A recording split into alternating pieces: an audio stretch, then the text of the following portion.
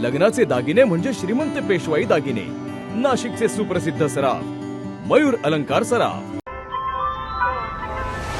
ताज्या बातम्यांसाठी नाशिक न्यूजच्या YouTube चॅनलला सबस्क्राईब करा आणि बेल आयकॉनला प्रेस करा।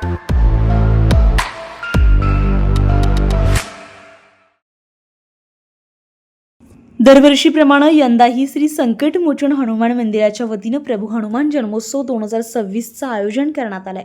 दिनांक 2 एप्रिल रोजी संपूर्ण देशभरामध्ये हनुमान जयंती उत्साहात साजरी करण्यात येते।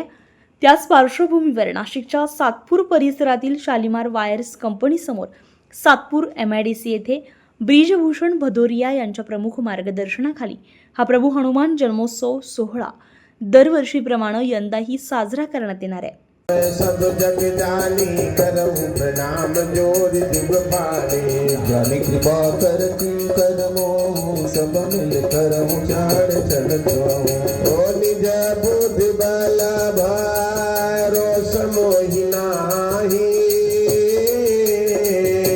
आते विनय करऊं सब पाही राम सिया राम सिया राम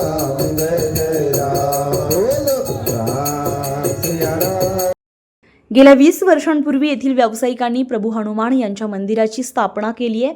गेल्या 20 वर्षांपासून हनुमान जयंती निमित्त या ठिकाणी भव्य महाप्रसाद कार्यक्रमाचं आयोजन करण्यात येत असल्याचं ब्रिजभूषण भदौरिया यांनी नाशिक न्यूजशी बोलताना सांगितलंय। मी BR भदौरिया सगळ्यांना जय श्रीराम। आज हनुमान जयंती निमित्त इथे आमचे मंदिर संकटमोचन मंदिरमध्ये अखंड रामायणच्या पाठ सुरुवात होत आहे आणि उद्या एक वाजेपासून महाप्रसाद महाभंडाराचं आयोजन आहे। सगळ्यांना मी विनंती करतो आणि सगळ्यांना यायचे आणि हनुमानच्या प्रसादाचा आणि त्यांचे आशीर्वाद घ्यावा।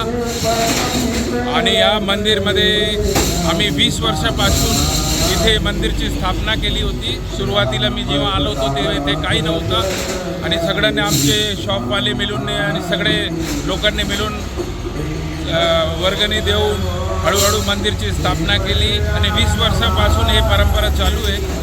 त्याच परंपराचा आम्ही निर्वाह करतो। सगळ्यांना जय श्रीराम, जय हनुमान। प्रभू हनुमान जन्मोत्सव 2026च्या कार्यक्रम प्रसंगी मोठ्या संख्येने नागरिकांनी उपस्थित राहावं असं आवाहन करण्यात आलंय। तुषार ढेपले, नाशिक न्यूज, नाशिक। ताज्या बातम्यांसाठी नाशिक न्यूजच्या YouTube चॅनलला सबस्क्राईब करा आणि बेल आयकॉनला प्रेस करा।